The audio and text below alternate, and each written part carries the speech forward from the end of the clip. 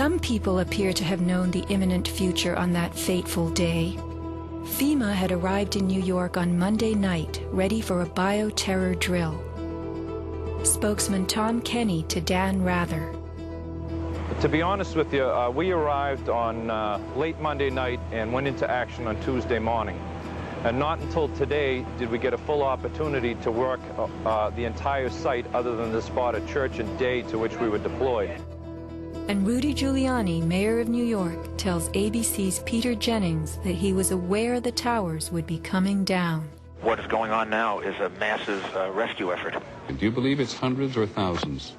I really don't. I really don't want to say right now, Peter. I think it's going to be a horrible number. I saw people jumping out of the World Trade Center. I saw some of the firefighters who I know going into the building. And we were in a building in which we were trapped for about 10, 15 minutes. And we set up headquarters at 75 Barclay Street, which was right there with the police commissioner, the fire commissioner, the head of emergency management. And we were operating out of there when we were told that the World Trade Center was going to collapse. The World Trade Center was going to collapse. It was going to collapse. It was going to collapse. Similarly, Larry Silverstein, new leaseholder of the World Trade Center, regretfully declared that a decision was made to pull Building 7 by the end of the day, the last structure added to the World Trade Center complex. Let's hear Mr. Silverstein's actual words, delivered for our benefit in the 2002 PBS documentary America Rebuilds.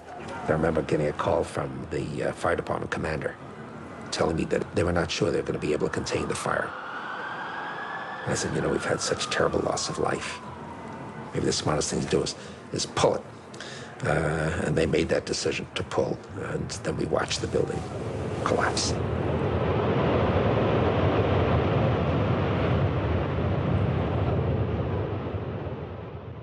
Blast, shoot, blow, and pull are terms used in the demolition industry to refer to bringing down buildings, bridges, and other structures. Because I actually blew the hospital down that I was born in. Originally, we had figured to shoot it, let it drop straight down. Then, watch Demolition Dynamics attempt a big blast.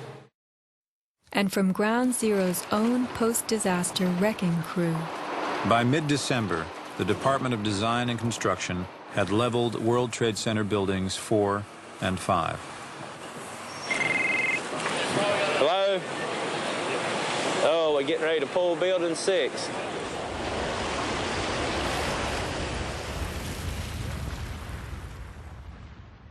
Silverstein, a commercial real estate tycoon with international political connections, acquired a 99-year lease on the World Trade Center complex in the spring of 2001.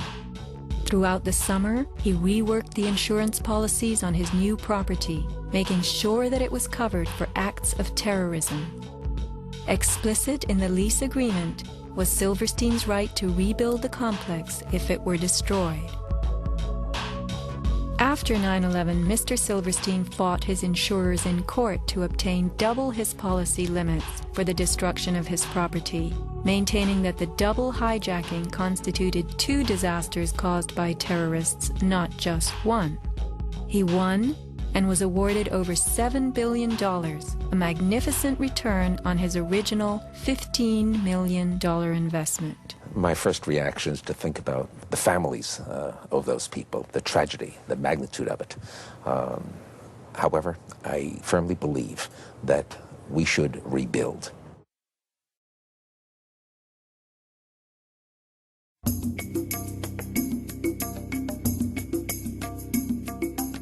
Just in the last few seconds, another building, building number 7, one of the buildings in support of the World Trade Center towers, has collapsed. World Trade 7, functioning as the command center for the complex, housed giant diesel backup and oxygen systems, the mayor's protected emergency bunker, and offices for the CIA, Secret Service, Department of Defense, and Securities and Exchange Commission. Its other tenants were insurance companies, brokerages, and banks. No plane hit Building 7, but at 5:20 p.m. on September 11th, it collapsed in a heap on the ground. Some damage to Building 7 is said to have been caused by debris from Tower 1. Though this New York Times article tells us Building 7 burned like a giant torch, the only visuals that exist are of unidentified smoke and a few small fires. Compare this to the wallops sustained by World Trade Center 3, 4, 5, and 6. Positioned right below the towers, damage to the surrounding World Trade Center buildings was infinitely worse. Still, the structures held up. But somehow, rescue workers knew that Building 7 would fall. You hear that? Keep your eye on that building. It'll be coming down soon. A 47-story skyscraper, Building 7 folded neatly in 6.5 seconds, a textbook descent right into its footprint. Silverstein Properties now tells us that its owner was referring to the team of firefighters inside the building when he spoke of the decision to pulling the firemen out of harm's way. However, there were no firefighters in Building 7, according to FEMA, NIST, and Fire Chief Frank Fellini. They were ordered out at 11:30 that morning. 6 hours later, the building came down. You know, we heard this sound that sounded like a clap of thunder. Turned around, it looked like there was a shock wave ripping through the building, and the windows all busted out, and, you know, it was horrifying. About a second later, the bottom floor caves out, and the building followed after that. Radio host Alex Jones notes the mark of a classic implosion. This is a photo taken 1 second into Building 7's collapse. Notice the crimp. If we look at other controlled demolitions, we see that they first blow one of the central columns so the building falls in on itself. If you don't do this, the building falls outward and can damage surrounding structures.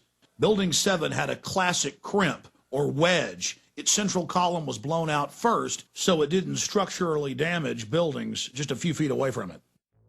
Remember the mayor's emergency bunker?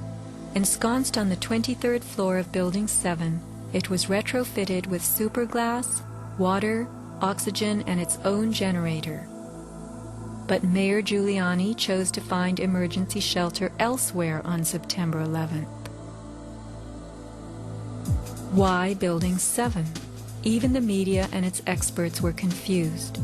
The History Channel interviews structural engineer Ramon Gil-Sans, who points out the obvious crimp and even speaks of the implosion. Engineers are not just focusing on the Twin Towers. The most disturbing structural event was not that the Twin Towers fell, but that Tower 7, ignited by flying debris, fell due to fire alone. Building 7 was a steel frame building, and is the first steel frame building that has collapsed due to fire. The failure of the building was an implosion, so it failed completely different than Towers 1 and 2, in which the floors failed first. Why Building 7? Let's ask the question again. As the WTC Command Center, was it the hub for the 9/11 plan? Also, in 6.5 seconds, lost forever were thousands of SEC case files on corporate fraud, including those relating to the notorious activities of giants WorldCom and Enron. A few indictments for stock fraud, but what of the $70 billion California electricity swindle? It disappeared.